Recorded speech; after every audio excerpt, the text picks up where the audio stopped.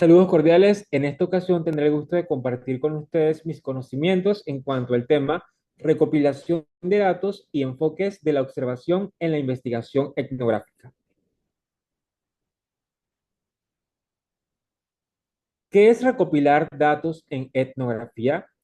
Recopilar datos en etnografía significa acercarse a las personas y registrar sus experiencias tal como las viven. Esto se logra observando sus acciones, escuchando sus historias y tomando notas detalladas. Es un proceso muy cuidadoso que busca captar el significado de lo que ocurre en su entorno cotidiano. Para ello, tenemos que involucrarnos dentro del grupo social que estamos indagando en ese determinado momento. Poder entablar una conversación que genere una rúbrica con respuesta amplia y que ellos puedan ir detallando poco a poco toda la información que nosotros requerimos para completar nuestro proceso de investigación. Los tipos de datos etnográficos tenemos dos. Tenemos los que son narrativos y los visuales. Estos narrativos son los que podemos alcanzar por medio de la comunicación, el proceso del emisor, el receptor y los diferentes contextos que se utilicen. Los datos narrativos en etnografía son esos relatos, esas conversaciones, esos testimonios, esas historias que las personas comparten sobre su vida, sobre las costumbres o lo que de generación en generación se ha venido escuchando. Y visuales son lo que complementan lo narrado. Por ejemplo, cuando nosotros podemos observar esculturas, monolitos, pinturas o diferentes plantas arquitectónicas de cómo funcionaban estas culturas a lo largo de los años y cómo esa realidad visual se conecta también con la realidad narrativa y puede crear un soporte o una base sólida de contexto, como cuando nosotros observamos una de las culturas milenarias más importantes, aquella civilización egipcia, que observamos las pirámides, observamos los jeroglíficos y lo podemos complementar junto con las historias narrativas de las personas que residen en el área y que de generación en generación se han contado diferentes versiones, pero se pueden constatar con la ayuda de la ciencia.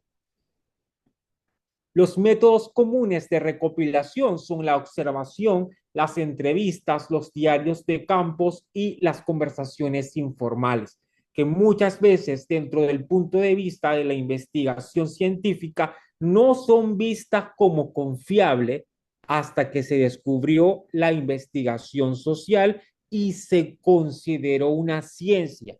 Todo esto debido a que todos estos métodos que ustedes observan aquí son muy subjetivos. ¿Qué significa subjetivos? Que vienen intrínsecamente de lo que la persona piensa y que no se puede decir que es 100% fiable o 100% verídico, a diferencia de que cuando realizamos ciertos estudios o análisis estadísticos en la parte cuantitativa, donde la investigación se convierte en objetiva. Sin embargo, estos tipos de estudios son de gran importancia para poder descubrir cómo hemos ido evolucionando como sociedad. Y no se puede hacer desde un punto de vista numérico, sino desde un punto de vista del pensamiento. Y sabemos que existen dos tipos de pensamiento, que está el pensamiento racional y está el pensamiento emocional. Y junto el pensamiento emocional con el racional, desde su evolución histórica, requiere brindar datos que son necesarios para poder comprender la evolución del hombre en las diferentes sociedades y comunidades. La triangulación de datos es ese proceso que se realiza en investigación científica para poder validar la información que la investigación está arrojando.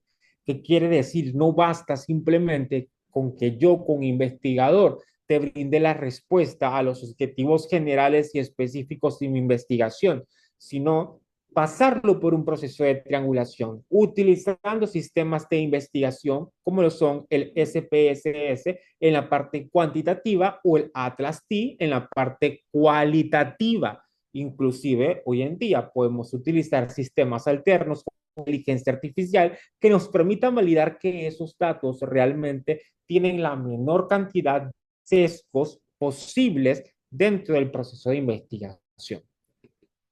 ¿Qué es la observación etnográfica? Observar es ver con intención. Estoy viendo porque me interesa descubrir algo. No estoy viendo por ver, aunque también les digo, a veces cuando uno ve por ver, también descubre. Pero generalmente, como nosotros llevamos un plan del método científico, nosotros ya sabemos cuál es la disposición de la investigación. Y si la disposición de la investigación es descubrir la gastronomía de determinado grupo étnico, lo que yo voy a ver es la gastronomía de determinado grupo étnico, no voy a ver el vestuario, pero cuando voy a observar de forma generalizada, sin llevar un planteamiento del problema, yo puedo ver y descubrir qué voy a investigar. Escuchar sin interrumpir. Tengo que esperar que los participantes o los actores culminen su intervención sin que yo les interrumpa, porque muchas veces en el momento en que uno interrumpe a la otra persona, las ideas también pueden perderse y los datos o los conocimientos que voy a recibir para investigación también pueden verse carentes y comprender desde dentro. El enfoque no participante es donde el investigador observa sin involucrarse y se mantiene un silencio y simplemente se toma apunte de toda la información que nos están brindando los actores. El enfoque participante, el investigador se une al grupo, comparte actividades, vive las experiencias. O sea, es diferenciar. Cuando soy participante me involucro. Cuando no soy participante, miro, tomo notas e interpreto. Esto en investigación educativa se denomina investigación-acción. Cuando soy participante, investigo y actúo. Cuando no soy participante, observo y apunto. Conversaciones informales ocurren de forma natural, sin guión, suelen revelar detalles espontáneos y auténticos. Cuéntame sobre tu gastronomía. La persona empieza a hablar, no, que nosotros consumimos en la comarca de Buglé una planta que se llama jiraca.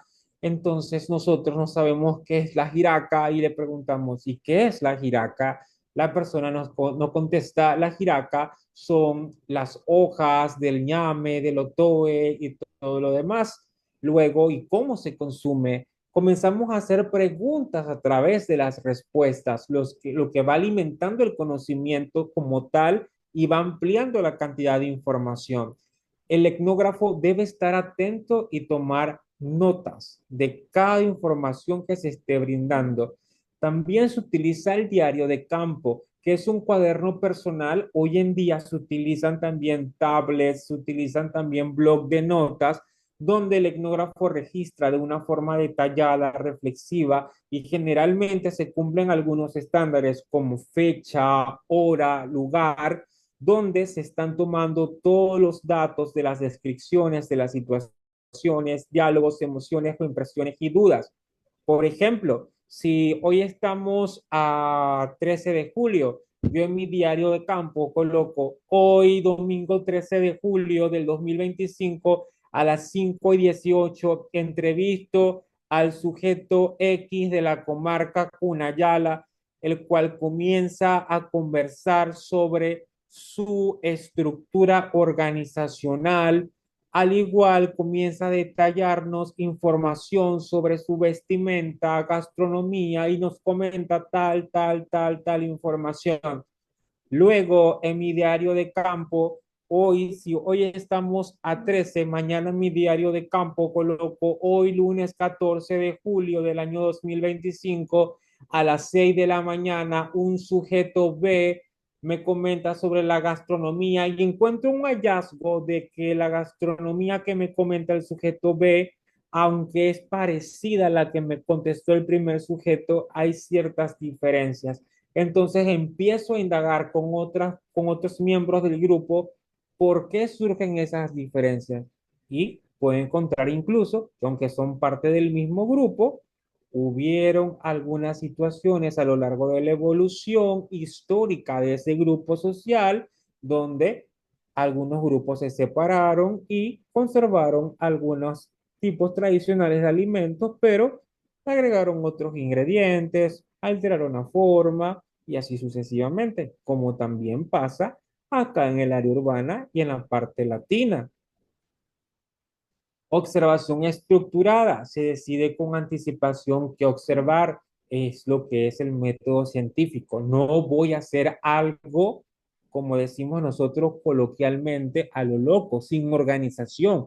Yo necesito tener la estructura, el planteamiento de lo que yo voy a investigar como etnógrafo dentro de determinada comunidad. Y la observación abierta es aquella que permite al investigador explorar libremente lo que ocurre en el entorno sin seguir una lista definida, sino que estoy abierto al cambio, abierto a lo que pase o a lo que suceda y simplemente voy recapitulando y tomando cada información de lo que sucede. Y el registro visual, donde se utilizan fotos, mapas, dibujos del entorno y nos ayuda a ilustrar lo observado. Siempre se debe pedir permiso antes de capturar las imágenes, ya que es parte de la confidencialidad también de cada persona, de la cultura o inclusive del lugar.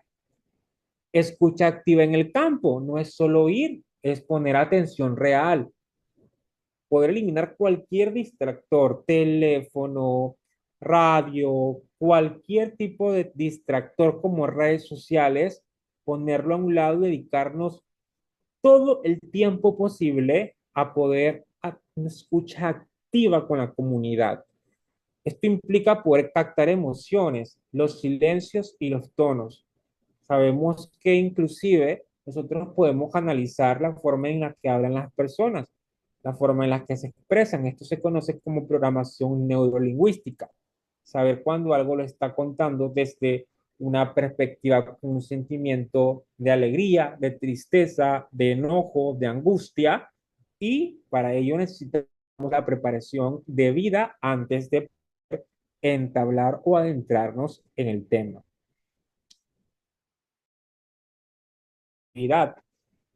La reflexividad en etnografía implica que él o la investigador o investigadora sea consciente de su propia presencia en el campo, sus creencias, sus emociones, sus experiencias personales que pueden influir en lo que se observa o se interpreta. En este caso, lo que nosotros recomendamos es que la persona sea como que un casete en blanco cuando se traslada a esos lugares. Tratar de que las creencias limitantes que tengamos no sean involucradas dentro del proceso de investigación. Porque cuando nosotros tenemos creencias limitantes, lo que hacemos es que contaminamos la investigación que estamos tomando de los grupos sociales que le estamos aplicando un instrumento de investigación. Por ello es que tenemos que tener la mente muy abierta a cualquier tipo de situación o idea del grupo al que estamos investigando. La etnografía nos enseña a ver más allá de lo evidente, a escuchar con atención y a valorar lo cotidiano. No se trata solo de mirar lo que hacen las personas, sino de entender por qué lo hacen y qué significa para ellas. Y no es solamente algo de grupos indígenas. La etnografía va más allá de ello y también va inclusive de conocernos a nosotros mismos. Claro, desde la palabra etno nos vamos y nos remontamos a las etnias. Nosotros de una u otra forma también formamos parte de una etnia. Muchas gracias y ha sido un placer atenderles.